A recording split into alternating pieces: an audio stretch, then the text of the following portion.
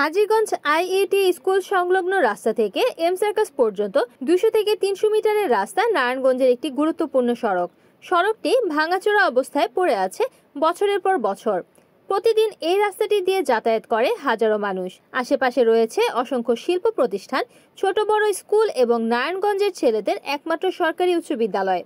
ফলে শ্রমিক থেকে শুরু করে কোমলমতি শিক্ষার্থীরাও প্রতিদিন পড়ছে চরম ভোগান্তিতে। এই অবস্থায় এগিয়ে এসেছেন স্থানীয় তরুণ ফাহিম খন্দকার অনিক। তিনি জানিয়েছেন, প্রতিদিন স্কুল কলেজের শিক্ষার্থী, শ্রমিক এমনকি অভিভাবকরাও বিপাকে পড়ছেন এই ভাঙা রাস্তায়। আমি চাই এই সমস্যাটা সবাই জানুক, যাতে কর্তৃপক্ষ দ্রুত ব্যবস্থা নেয়। ইতিমধ্যেই তারই পদক্ষেপ এলাকাবাসীর মধ্যে সচেতনতা তৈরি করেছে। সবাই আশা করছে ফাহিম খন্দকার অনিকের এই উদ্যোগের ফলে দ্রুতই সড়ক সংস্কারের কাজ শুরু করবে সংশ্লিষ্ট কর্তৃপক্ষ। আমি আপনার সাবেক বৈষম্যবিরোধী ছাত্র আন্দোলনের একজন সংগঠক নারায়ণগঞ্জ জেলার এবং এনজিবির একজন সংগঠক। বর্তমানে আমি আমাদের এই এমসার্কেস হাজীগঞ্জ থেকে এমসার্কেস পর্যন্ত যে রোডটা, এই রোডটা নিয়ে কথা বলতে আসছি। বিগত 2-3 বছর ধরে এই রোডটার এই একই অবস্থা। এই রোডের মধ্যে আমরা যে ঝামেলাটা দেখি, যে এখান দিয়ে অনেক বড় বড় গাড়িগুলো আসে, এখানে অনেকগুলো শিল্প কারখানা আছে, সামনে আবার একটা ছেলেদের সরকারি স্কুল আছে। তো দেখা গেছে এই স্কুলগুলোর মধ্যে যখন স্টুডেন্টরা যায়, অটোগুলো এখান দিয়ে চলে, আর বৃষ্টি যখন হয় তখন দেখা গেছে এই রোডটার মধ্যে অনেক অটো উল্টে যায়, আর অনেক হেভি ওয়েটের যে গাড়িগুলো এখান দিয়ে আসতে আমরা দেখি। তো দেখা গেছে যে এই রোড নিয়ে আমাদের এই সরকারি মন্ত্রণালয় বা কোথাও কোনো ধরনের এটা নিয়ে কোনো কাজ করতেছে না, কিন্তু এটা একটা সিটি কর্পোরেশনের রোড। এই সিটি কর্পোরেশন রোড থাকা সত্ত্বেও এই রোড নিয়ে কারো কোনো মাথা ব্যথা নাই। এটা হচ্ছে 11 নং ওয়ার্ডে পড়ছে। আমি গত কয়েকদিন আগেও যখন আমাদের নতুন ডিসি আসে, আমি তার কাছে এই রোডটা নিয়ে কথা বলি। তো সে আমাকে আশ্বস্ত করছিল যে রোডটা হয়ে যাবে, এবং সে নারায়ণগঞ্জ সিটির যে প্রশাসক তার সাথে কথাও বলে। কিন্তু আগের যে প্রশাসকটা ছিল, সে করছি সব নিয়ে অনেক তালবাহানা হয়, কিন্তু এখন নতুন প্রশাসক আসছে। আমরা চাই এখন এই রোডটা যাতে নতুন প্রশাসকের হাত ধরে হয়ে যায়। কিন্তু বর্তমানে যে রোডের যে অবস্থা, আসলে সত্যিকার কথা বলতে গেলে কি, এই রোডটা এখন একটা বেয়ারিশ রোডে পরিণত হয়েছে। আমরা যখন রোডস অফ ফায়ারের কাছে এই রোড নিয়ে কথা বলতে গেছি, রোডস অফ ফায়ার বলতেছে যে রোডটা হচ্ছে এই সিটি কর্পোরেশনের আন্ডারে। যখন সিটি কর্পোরেশনের সাথে কথা বলি তখন বলি এটা রোডস অফ ফায়ার আন্ডারে। তো এই যে বিষয়গুলো হচ্ছে রোডটা নিয়ে, কিন্তু এই রোডটা দিয়ে অসংখ্য স্টুডেন্ট, হাজার হাজার স্টুডেন্ট, এখানে একটা আইটি স্কুল আছে, আপনার সামনে মুক্তিযোদ্ধা স্কুল আছে, কয়েকটা ছোট ছোট কিন্ডারগার্টেন স্কুল আছে।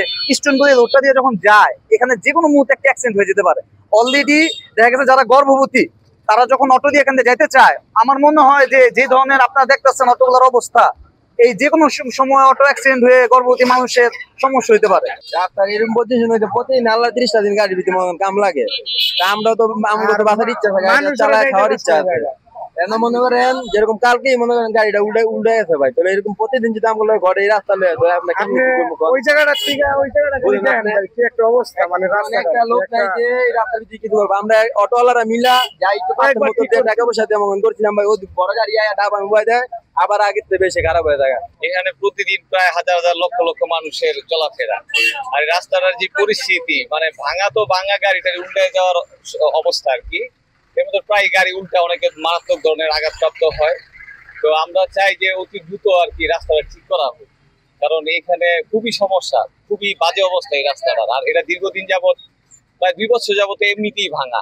এখানে আশেপাশে অনেকগুলো শিল্প কারখানা আছে, তারা কোনো উদ্যোগ নিচ্ছে না। তারা যদি চায় উদ্যোগ নিয়ে কিছু করবে, তারা করতে পারে, কিন্তু সাধারণ মানুষের অনেক ভোগান্তি হচ্ছে। বৃষ্টি হলে এই রাস্তাটার মধ্যে অটো উল্টে যায়। এখান দিয়ে আইটি স্কুল আছে, আইটি স্কুলের এখানে পোলাপান যাতায়াত করতে অনেক অসুবিধা হয়। এবং এই রাস্তাটা সংস্কার করার জন্য ডিসি মহোদয়ের কাছে আমরা জোর দাবি জানাই, এবং এলাকাবাসীর পক্ষ থেকে যাতে এটার কোনো একটা উদ্যোগ নেওয়া হয়, এর জোর দাবি জানাই। 3-4 বছর ধরে এরকম ভাঙাচোরা করেন যে সবসময় হাইটে যেতে অনেক কষ্ট, যেতে সমস্যা।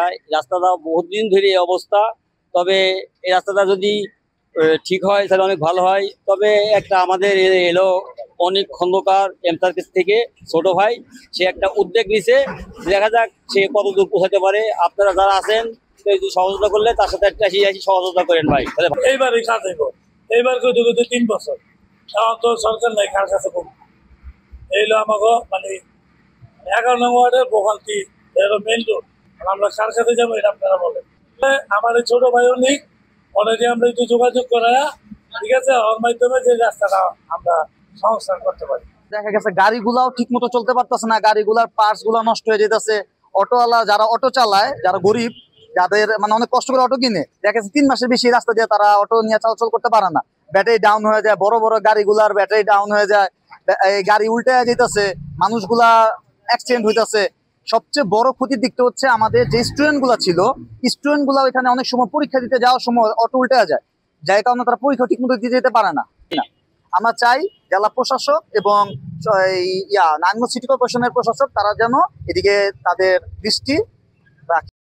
রিপোর্ট করেছেন সুমন ইসলাম, NNTV, নারায়ণগঞ্জ।